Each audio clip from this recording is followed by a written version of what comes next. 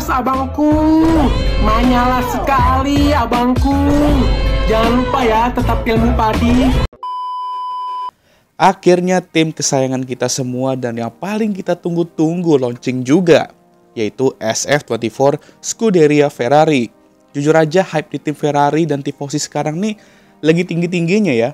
Mereka berharap Fred bisa terus memasak di musim keduanya sebagai tim prinsipal Ferrari.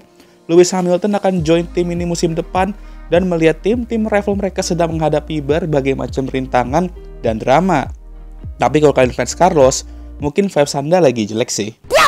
Tapi anyway, vibes mereka mungkin makin jelek dengan gua bahas topik satu ini. Jadi dengan Carlos meninggalkan tim setelah 2024, akankah kali ini Ferrari benar-benar mau memprioritaskan Charles sebagai pembalap nomor satu mereka?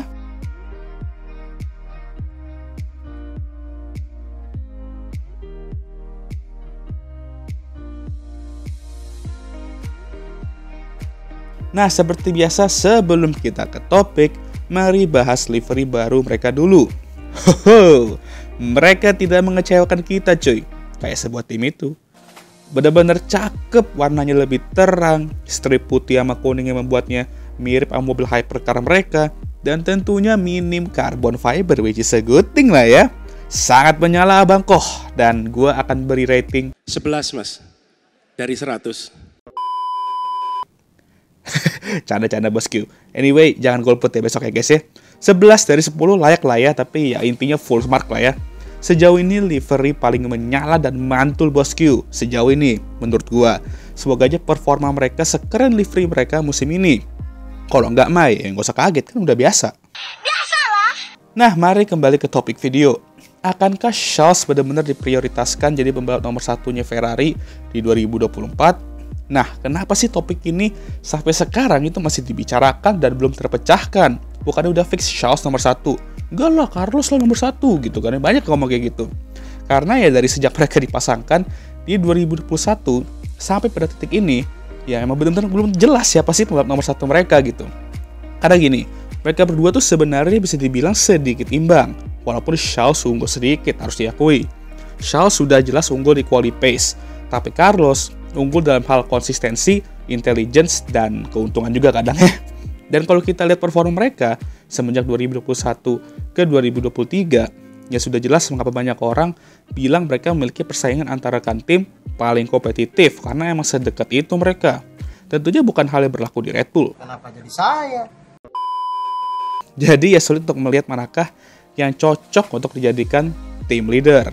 Di 2021, Carlos mampu mengalahkan Charles di standings karena dia lebih konsisten, sementara Charles tuh apes dan melakukan berbagai macam kesalahan. Di 2022, Charles unggul jauh dengan mobil yang bagus di awal musim, sementara Carlos kesulitan beradaptasi. Nah, di 2023, ini mirip-mirip sama 2021. Kadang Charles kenceng, kadang Carlos lebih kenceng, sebelum akhirnya Charles sedikit mengungguli Carlos menuju akhir musim. Lucu juga sebenarnya kalau dipikir-pikir dan dilihat-lihat ya, kalau Carlos tuh selalu mengalahkan atau hampir mengalahkan Charles ketika mobil mereka tuh mediocre. Apa perlu Charles dikasih mobil bagus, terus Carlos dikasih mobil mediocre? Pilihan macam apa itu? Rugi dong! Ya kali ya kan? Ya maksud susah itu, dan gue kadang juga bingung. Mana yang cocok karena dua-duanya tuh punya kelebihan dan kekurangan masing-masing. Dan sebenarnya mereka tuh mampu saling menutupi kekurangan yang satunya gitu ya. Cuman gue rasa ada saatnya di mana Ferrari itu harusnya memprioritaskan pembalap ini dibandingkan pembalap yang itu. Kayak di 2022, di mana pas British Grand Prix, kita semua terheran-heran sama strategi Ferrari gitu. Heran aja, kaget sih enggak gitu. Yes, Carlos menang, tapi di titik itu kan jelas yang berada di title fight adalah Charles. Tapi malah menerapkan strategi tersebut yang menguntungkan Carlos dan merugikan Charles ya kan. Ngiranya Carlos mau nahan yang belakang biar Charles bisa bebas di depan gitu. Ya kali dia mau, udah jelas-jelas pakai ban baru dan lebih kenceng. Nyari mati ya emang Ferrari ini ya kan. Ya itu salah satu momennya di mana Ferrari tuh susah banget mau memprioritasin siapa gitu. Tapi di 2022 tuh udah jelas banget harusnya mereka memprioritaskan Charles. Nah gak tahu nih kalau 2024 nanti kayak gimana.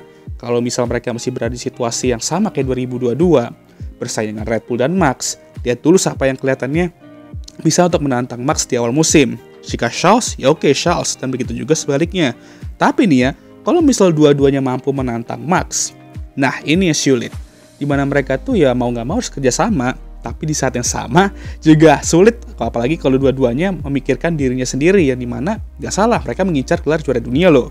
Tapi terkadang bisa merugikan diri mereka juga dan Ferrari kalau misalnya mereka emang terlalu over fight-nya. Nah, ini tantangan berat Babe Fred dan CS nanti. Apalagi kalau beneran kejadian, itu fans mereka di X, ramenya bakal seramai pemilu sekarang kali ya. Jangan so iya deh. Yeah. Lalu kenapa lu nyinggung apakah Charles harus diprioritaskan musim ini? Ya sudah jelas yang bakal bertahan kan Charles ya. Berarti dialah masa depan Ferrari. Dia udah perpanjang kontrak yang katanya sampai 2029.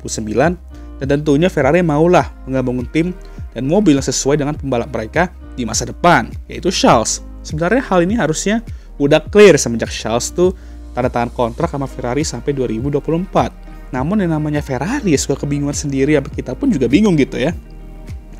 Dan gue cuman mau mengingatkan aja, kalau Carlos kan udah resmi keluar dari Ferrari setelah 2024. Hal itu diumumkan sebelum musim dimulai.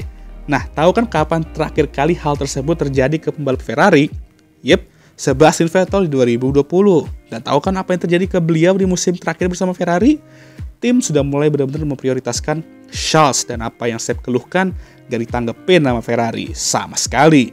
Kalau kata beberapa sumber ya, amit-amit sih kalau Carlos nanti juga kayak gitu. Jangan sampai dah, karena jujur rasanya tuh gak enak pasti. Apa bener-bener stres dan kena mental Sep waktu itu di musim 2020. Gue sebagai fansnya aja juga kena mental gitu. Edan, eta teh. Edun. Jadi menurut gue, kalau gue jadi Babe Fred ya, gue akan memprioritaskan Charles untuk musim ini.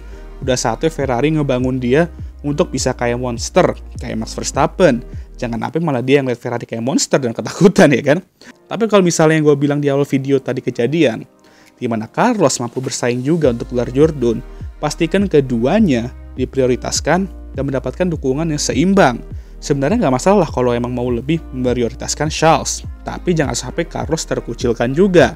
Pastikan input keduanya diterima dengan baik dan diterapkan agar tahu apa yang harus dilakukan oleh tim untuk membuat mereka nyaman dengan mobilnya. Ingat, kita mengincar konstruktor juga, bukan cuma drivers. Jadi sini kerjasamanya tuh harus mantep ya. Dan Ferrari juga harus kompak gitu, harus benar-benar kukuh mana yang mau dipakai strateginya. Itu yang bakal gue lakukan jika gue jadi Babe Fred. Tapi yang ngomong emang mudah, nggak tahu nanti apakah dia bakal menerapkan hal itu. Yang penting mah bangun mobil kencang dulu aja dan berharap aja nih SF24 nih adalah mobil itu. Dan berharap juga Ferrari mulai tobat dan kembali ke jalan yang benar. Oh Tuhan, mohon ampun atas dosa dan dosa. Oke lah, sekian video kali ini. Gimana menurut kalian? Jangan lupa like, subscribe, dan share video ini. Dan jangan lupa juga untuk menyalakan lonceng notifikasi agar kalian semua tahu kayak gue ngupload video baru. Jangan lupa juga untuk follow Instagram gue. Sorry banget suara gue lagi rada-rada nggak enak ya, soalnya lagi radang dikit sama sariawan. Sakit banget coy ya kalau ngomong panjang-panjang ini. Seperti biasa videonya akan ditutup oleh That's it. Ta-da!